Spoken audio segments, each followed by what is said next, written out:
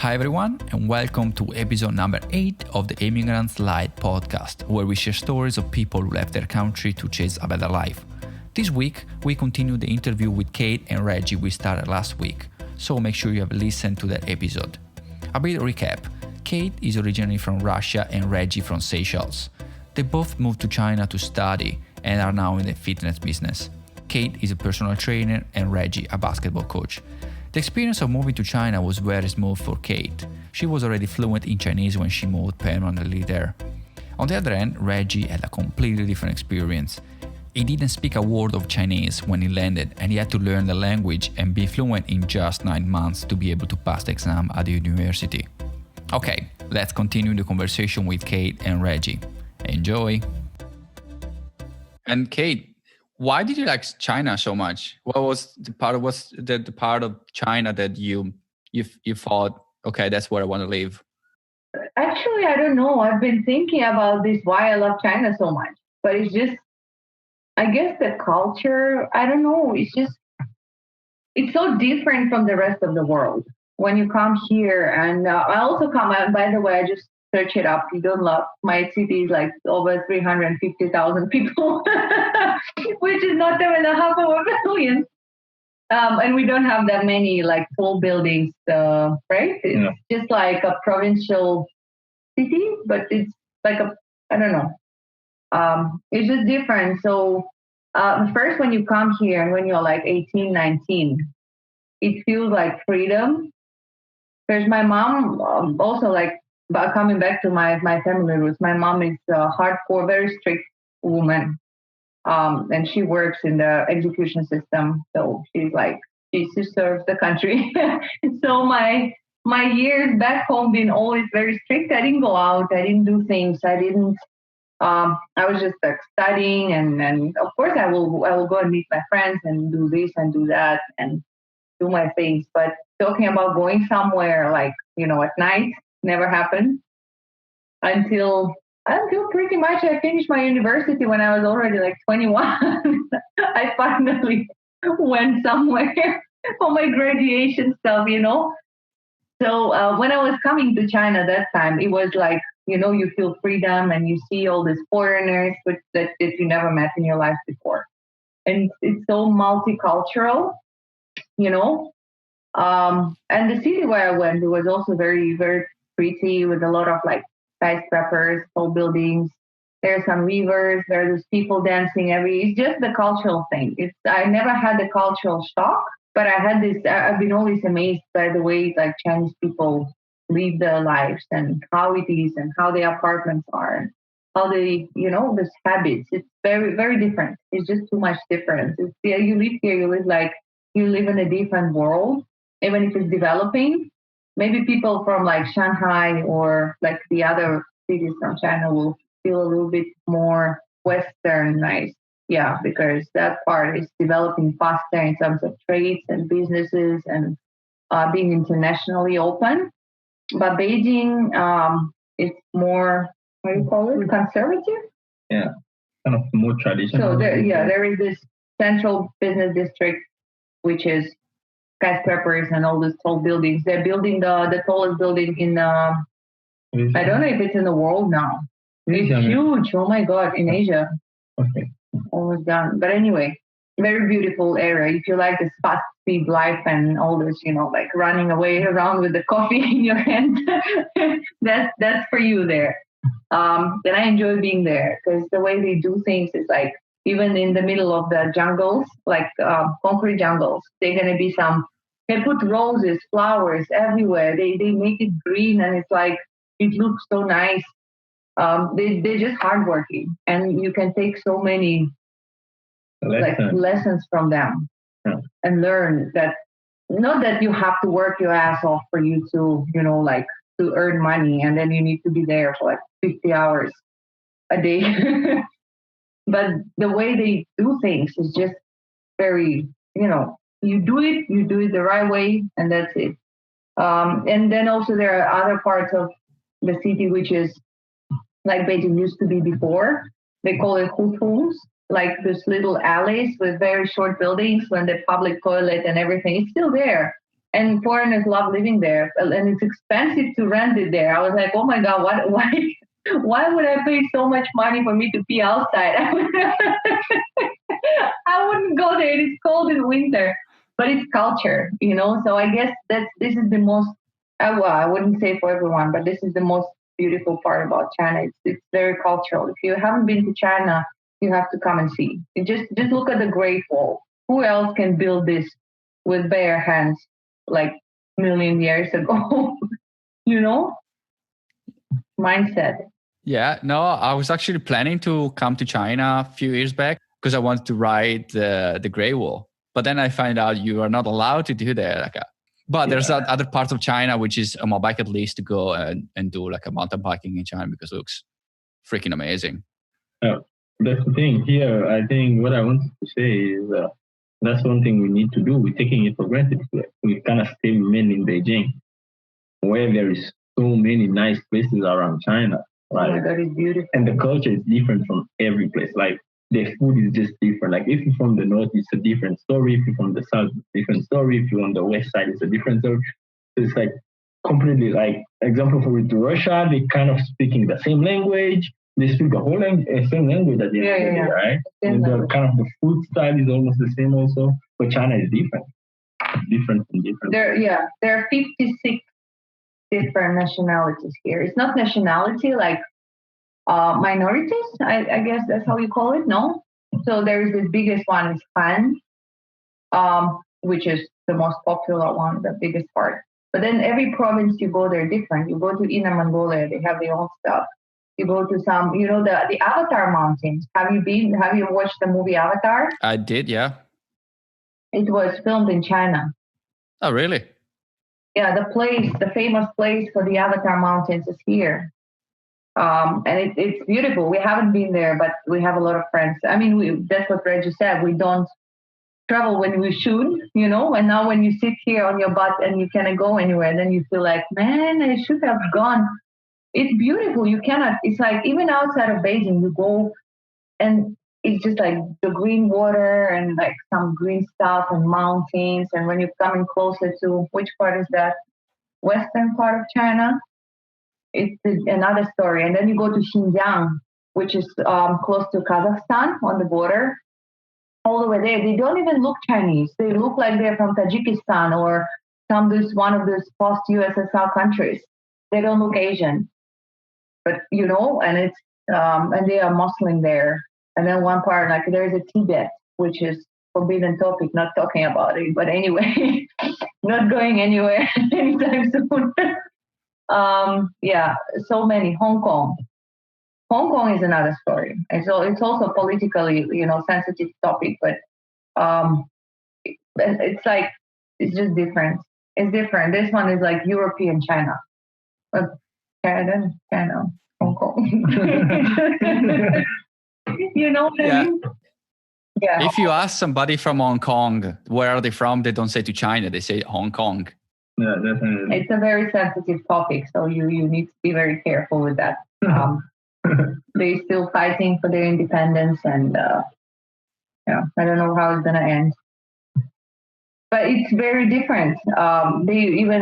They all speak English, most of them. They speak southern part of China, like Reggie was saying. Out of those 56, I think minor nationalities. I think it's 56 if I'm not mistaken. They all have their own dialect.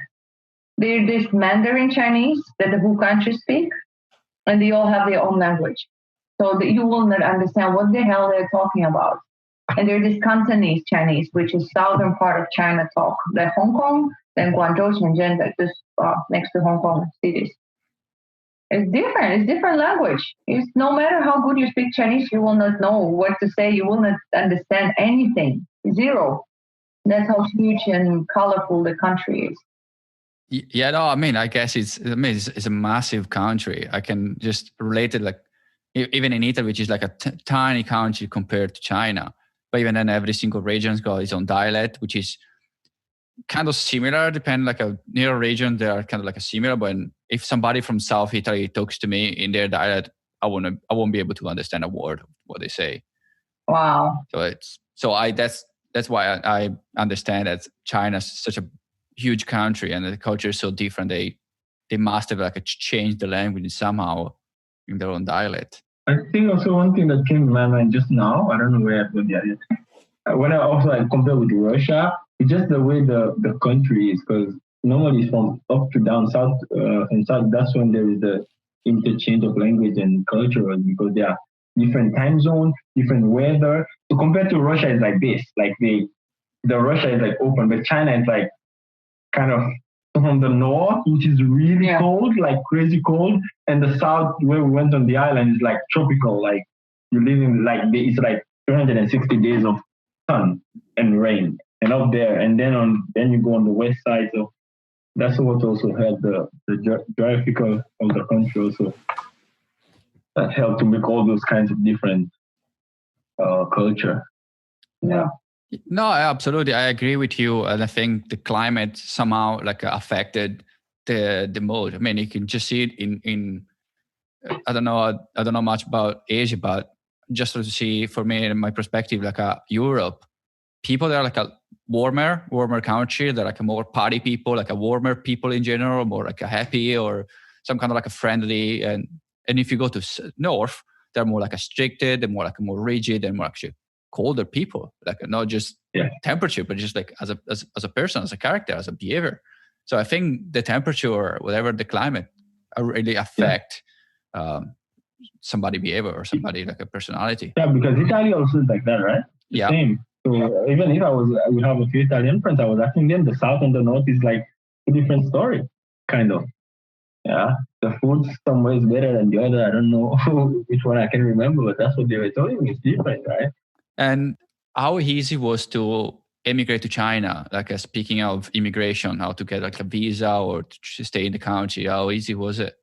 Well, it was a bit challenging for us at the beginning because we were studying. We both are doing something that we did not study. We both have a master's degree that we don't use, right? And we are not seeing us going back there because after a while, when we started getting in self-development, trying to realize that we need to do things that we love. Like I was telling my story, I wanted to be a professional basketball player. Going to do my master's degree in engineering was never the thing. I was dreaming of basketball every single day, but I don't know. I ended up choosing the study just because if one doesn't work, there's a backup plan. So even if I was studying, I got my degree. I never got interested, and it made my journey as a student more challenging because you're doing something which you don't like first, and you're doing it in a language which is probably one of the hardest language on earth to learn, right? So but so for us, in terms of getting those visas and stuff like that, was challenging because you have to be able to get a work in your field where you actually have a degree. You cannot really do all that stuff, So you have to find ways around it. But actually, if you have your degree and you have all your qualification, I think China are always welcome to. Yeah. Before it was way easier. Well, we came to China on a student visa, so it was easy. The how you call it, the residence permit. Yeah. As soon as you have your papers and everything, you come to study. Studying is very. If you want to come to China to study, is very easy. And China also is very generous about like scholarships.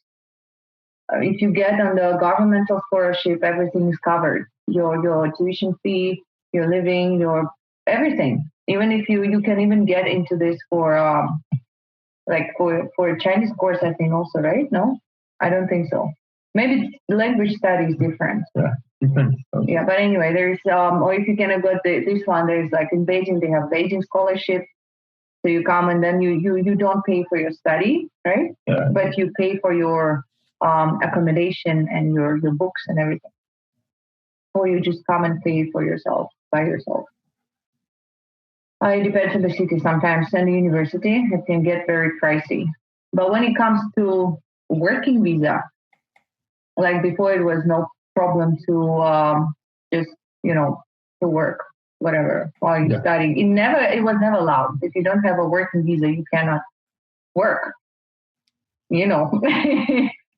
But China start making the rules harder and harder, and so now it's even harder to get. If, like for example, before is not as a non-native speaker of English, let's say, you still could get the working visa for you to work as an English teacher. This is the most popular position, I think, for a lot of foreigners to come because it's a really good money and a really good experience, But now, if you're not a foreigner who speaks English as a native language, or if you are not like someone else, but with the good qualifications, like if your native language is not English, but something else, but you've been studying in a native English-speaking country, and getting your education there, and you have your credentials for English teaching, then you can apply. And also like 2 years experience, a lot of things, because they want to. The more it's happening, the more I understand that they want to bring how to say it, like put it Quality? Yeah, like they want to bring the high quality specialists in the country, Yeah. Yeah. Which is kind of like most of the country are trying to do. That's why it's so hard to get a work permit. They don't get a work permit unless you have the skills they need. So yeah. How easy was for you to switch from like a study permit, or like a work you call it like a study visa, to a working visa? It was hard work, man. Like you need to find ways to do that. You need to go and do a lot of stuff to actually get it. You know what I mean? So it's not easy, right? And it's not getting any easier. That's the thing. But once you get the first one, the rest is okay.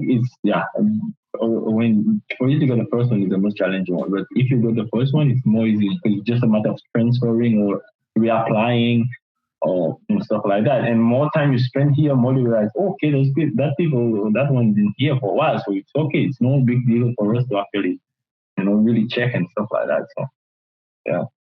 It took when we started to do it in July, I think, and we ended up getting our visa when November. Yeah. But Just collecting papers. You need the criminal records. The criminal records from back home, then you need a translation. You need to go to the lawyer here. You need to do this. You need to go and get your degree. You need to translate it into Chinese. You go to the embassy. You need to. It's a lot of paperwork. But yeah. Did you need like a sponsor? Yeah. So you need a job offer? Yeah. Definitely, you need a company to back you up because you're gonna apply through them. So you also need papers from their side. A lot of papers. Yeah. And they need papers to be able to hire foreigners as well. So not every company can do that. Yeah. You need to apply for that first, and then the company do that when it's allowed to hire foreigners. Yeah. But they're getting advantage also for students which studied in the country. Again, if you are in the major you're working, it's gonna be a bit more easier because before, if you graduate for your bachelor degree, for example, you cannot go straight to work in China. You have to have 2 years experience, which means where you're gonna get the experience. It means you have to leave the country and get your 2 years experience. Then you can come back. But nowadays you can actually transfer from a student visa to a working visa straight up if you have your papers. Yeah, I think also they allow internships now. While you're studying, you can go and work as an intern, but you need to, collect the papers from the university, and everything should be, legally right. So you do that, and your internship might count as your 2 years experience. So when you go and apply for work, it's gonna be easier. Mm-hmm. Yeah. They're trying to loosen it up, but they make sure that you have the right papers, the right credential to work in what kind of area is that, whatever your field is. Yeah. Okay, yeah, so it's pretty much the same for many other countries. I thought maybe it was easier because, I don't know. Used to, yeah. I don't think you will be like to be in China in 20 years ago. Because that time they were still back because China developed so fast. So 20 years ago, I don't think it was the best place for people to come, Yeah. I think they stepped just before the Olympic that they did in 2008. Yeah. Right before the Olympic, that's when they just from nowhere, came out from nowhere, they just built everything. But it's crazy. It's like live in a country, and when you see the development of the country, the economy is like the fastest growing economy in the world. Out of nowhere, we came in 2011. I remember we were able to travel. Imagine we were able to travel to buy tickets to go by train without passports. No ID needed. Nobody. You just come, you buy your ticket, you lose it. Someone else can get it, and then you just because it's like too many people, And it was just like with small phones, normal phones. Smartphones were not even that close yet. They were already there, but this kind of not like this iPhone 6, 7, 8, 9, 10, Mm-hmm. And then I remember in 2012, that's when the WeChat appeared. Yeah. It's like the WhatsApp, but WeChat, the Chinese software, the Chinese social media thing. So how you call it? Yeah. It's amazing. It's everywhere now. Everybody's using it. But that time it felt so weird to send an audio message. You feel so stupid. You'll be like hiding from people to see you with the phone talking. Yeah, and then it just took off. I don't know. Even I'm not even talking about 2008, but we have friends who's been here since 2008, right? Yeah. And they see the difference. It's like that time there were only like 2 subway lines, so you had to go to places by buses mainly. And now there are how many? I don't know, like almost 20. It's huge. Subway is just huge. Oh wow! It is huge. Yeah. It's like the technologically the development is crazy. Like we in 2011 was just the beginning, and then now you look at 2020, two different things. Like only 9 years difference. They already. Yeah, like the way that everybody know how powerful is a smartphone, but the way I don't know about Japan, but the way they use it here, it's like you don't need anything else in your life. Just we don't have cash. I don't know. I don't know when it was even over years now. I haven't really have cash in my wallet because why do I need everything you use your phone to pay? And the more time goes, all the service that was taking cash, they're all like, no, okay, they all went digital now. So everything is digital.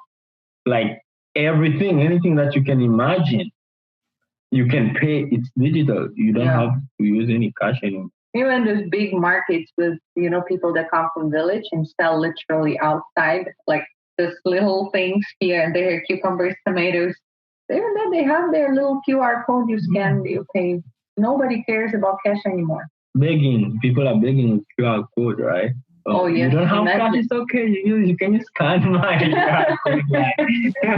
There's no reason. Like, and they all have a smartphone. Yeah? They all have a smartphone. Like we always laugh like those grandmas can use those smartphone. Like wow, back home my grandma cannot actually. It just you know what I mean. Like even with the big one that you cannot. It's like what is this? And here is different. Yeah. But going back to like a WeChat, I remember like a friend of mine, my Chinese friend, he came to visit me when I was in New Zealand. Probably it was like 4 years ago, something like that. Even back then, like even just for like 4 years ago, he was showing me like a WeChat, which was available in New Zealand, but the functionality was like very limited. On WeChat in China, you can actually send money to people, you can pay, you can buy stuff. It's pretty much like a whole social network, even more. Yeah, everything is inside WeChat. Like you don't just send message on WeChat. You do everything on WeChat. You do your banking stuff. You can pay for your bills on WeChat. Like, I don't know, like everything is in there. Recharge your phone, different utilities to pay for your electricity, gas, whatever. You do it through here. Public services, health, insurance, buy tickets, flight for train tickets, flight tickets. I'm just having a look here. Movie tickets, food delivery, hotels, anything. That scares the crap out of me, honestly. Like if you know how much Facebook knows about you and you can just use it for like a small portion of your life, imagine if you use one single app to do everything. How much information they have on you. It just, this scares me. They have two main apps. One is WeChat. WeChat is more like communication thing from the beginning, Yeah. And there's another one you call Jifubao. You know who is Jack Ma? Alipay is called in English. No? Yeah. Alipay, yeah. Yeah. Yes, in Chinese Jifubao. So that one is another one. So there are some cities I heard like Hangzhou, Where it's originally from. where the system originally from. They use only Alipay to pay for everything. But here we somehow use, and they also have some sort of like rewards that you pay, and then you can kind of invest in some little, save some money, and then this kind of percentage coming in every day, or you just like passive income. It's a lot. It's so many. Everything is there. Yeah, but that's what scares me. That they got so much information about you. They know so much about you that it's a lot. It's a lot of power right there. Well, a typical example is about, I don't know if you watched the Black Mirror, the episode when they were talking about the phone. I don't know if you ever watched that. Have you watched Black Mirror? That's the parts of different episodes from Friends. I just was walking inside of the room. They were watching it. Oh. There was the thing about the phone where you actually rate yourself, like, right? How you are in the society. And here in China, there was a rumor that they are doing that, and actually it's happening right now. So from all your phone, you can actually, if you are a criminal and doing stuff, you're crossing the road without, the red light, you cannot buy a plane ticket or a train ticket to go back home. There is a point system. Yeah, they have a point system right now. The more you invest in nice stuff, the thing that you buy online, they see. If you're investing in stuff that can help the country, you get points. If you are just, I don't know, what are you up to? Yeah, you lose points and I don't know about privilege and stuff. I don't know about life. Like, is this really happening? Well, it's gonna happen. Like, it's happened. That's what I know for cars. Like when you're driving your car, you have points, and every time you break the rules, the points go down. And when you have zero, you're not allowed to drive anymore. Yeah, that's different countries to do that. But about life, that's what crazy. Oh wow! Why they have camera everywhere? Like you cannot run here in China. Like they're gonna catch you in seconds. Like as long as there's a smartphone in your hand, if they want to find you, they can find you within less than an hour. Like that's as easy as that, There is a shaming system. It's so funny. Some of the roads start having it. If you're crossing the road on the wrong color, when you're not supposed to cross, there's a screen on the other side, and there are pictures of people. And it's the way they do it is so funny. It's gonna be a big picture, then closer, and then right your face like this on a big screen by the side of the big screen that everybody can see you. You're like, shit, I'm not crossing the road on the red light anymore in my life. I don't want to be there. Oh wow! Yeah, that's crazy. Then camera on the side of the road where you park where you're not supposed to. They write it down. Then the plate number of that car need to get out. Like they write it on the stuff. Everything is technological, but I guess that's how you too many people. You need to come up with something like that. Which is on one side is good because the criminality goes very low, as you said. It's hard to get break the rules, so that's a good side. That's a good side. But at the same time, you don't know who's controlling the power. You don't know who has that power. Then, and what if? What's this? If they change the score? What if they change the score that you are not allowed to do whatever you enjoy in doing? Imagine like now I'm gonna go to the extreme. What if they ban basketball in the open area? If you want to play basketball, if you play basketball, they got like a bad score, and you're not allowed to get the flight ticket. That's it's a complete extreme, but you know what I mean. That's hardcore. Yeah, definitely, it's crazy. But also, one thing that we like also here, especially with the case of the virus right now, the population listen. Right? That's why I think they put things under control fast. Apart from the technological skills and power, but the people listen, right? That's why a lot of countries also I even heard about what happened in Italy, why it exploded, because I heard about when the government was announcing, maybe you can correct me if Italians do that, said that when you're announcing like 12, we're going to close the city down, everybody was running outside the city, like going outside. They don't want to get on lockdown. So people doesn't or the rest of the world doesn't really listen. But here in China, they actually do listen to what the authorities say. So it helps to put everything under control. That's why what happened to the second outbreak, I feel like it's slowly getting under control because people just, okay, we need to do this. You need to stay inside. You cannot go anywhere. Everybody just listen. It's easier to control. The level of patriotism in China is really high. It's like the most patriotic country ever. I don't know. Even more than in the US? US is patriotic in a different way. It's like for them, I don't know, it's different. It's not that way. It's like US, it's democracy. They proud to be the Americans, talking about the country all the time, about democratic system, that they allowed to do everything, human rights, this and that. That's what the main point of when all of this started. They put Wuhan on a lockdown, the whole province. There was Hubei, the whole province was in a lockdown.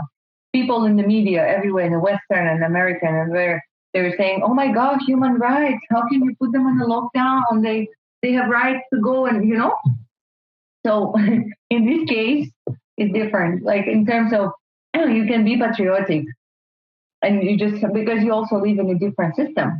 It's different. Here is the Communist Party, and it's the socialism of the Chinese specific. So it's and they respect the government so much that they have volunteers during the situation, the virus. There are people that let you inside the community and measure your temperature, or people that stay there the whole day for free. Volunteers, they like it. They're working for the country. They do this for the country, and they're proud of this. You know what I mean? Go back home. Who will do it?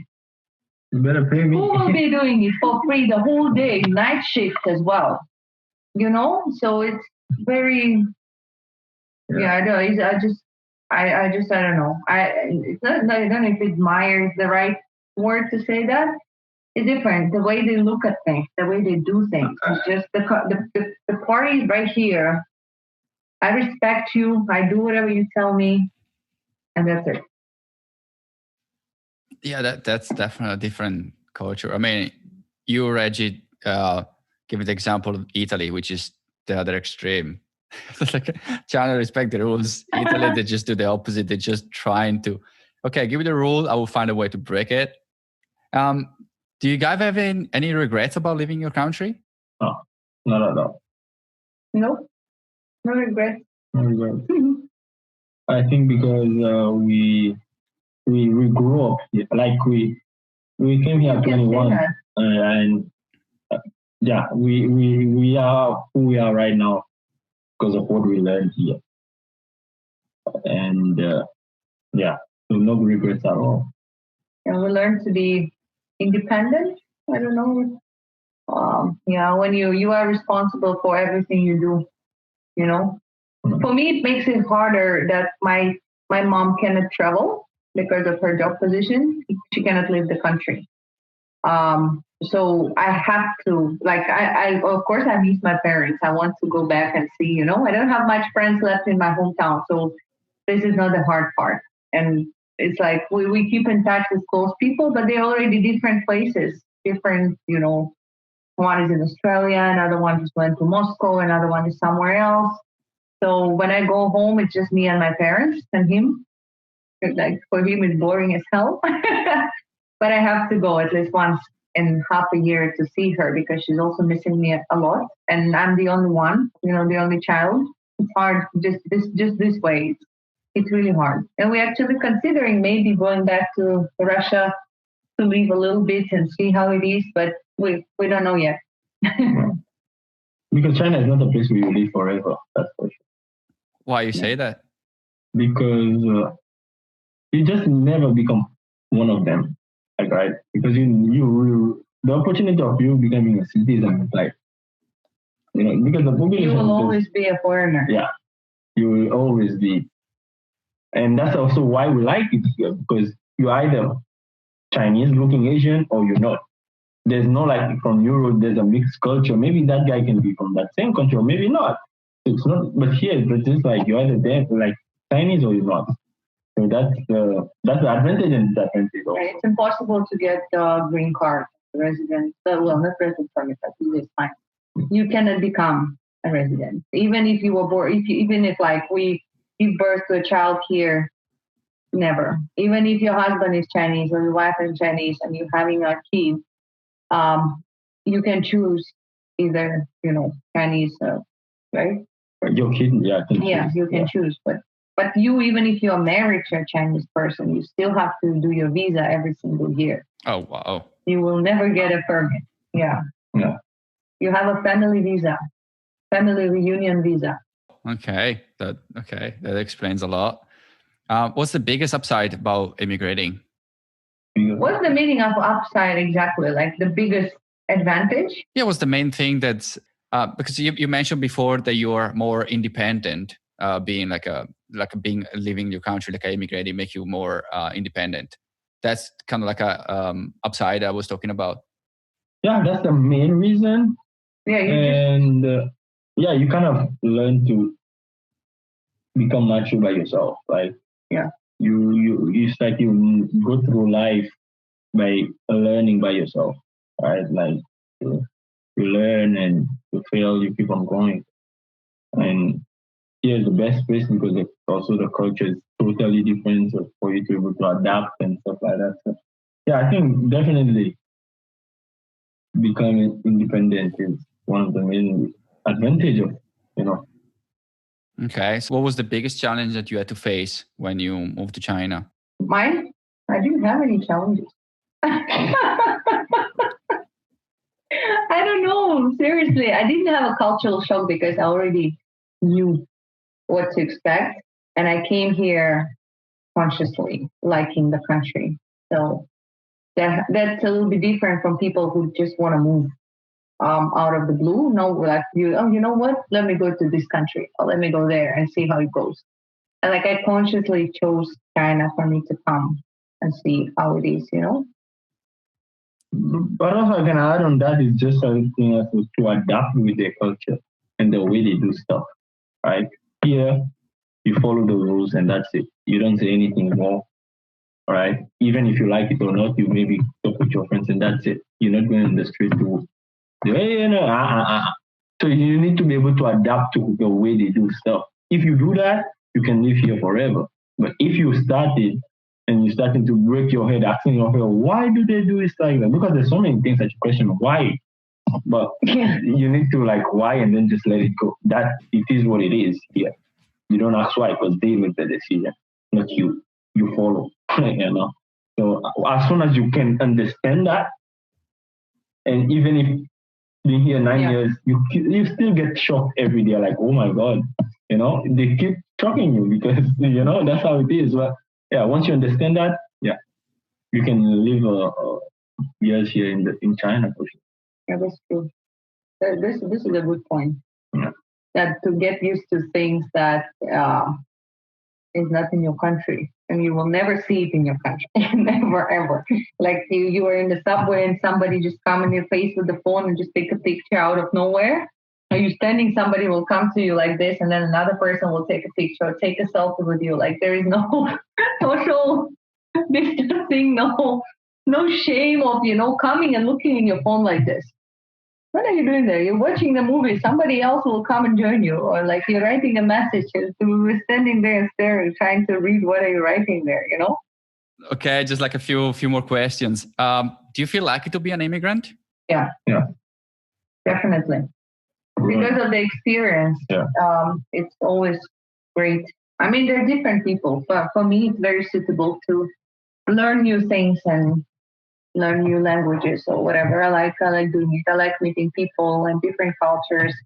And going outside is always like when you understand other cultures, I guess it's also very important that you're not just being ignorant and knowing just about your place and your people, and then the rest of the world you're just taking and sucking it in from the news and public media with some crazy stuff. So nice to experience things by yourself. Okay. If you could go back in time, or imagine having a time machine, and if you go back in time to when you left, what would you say to your young self?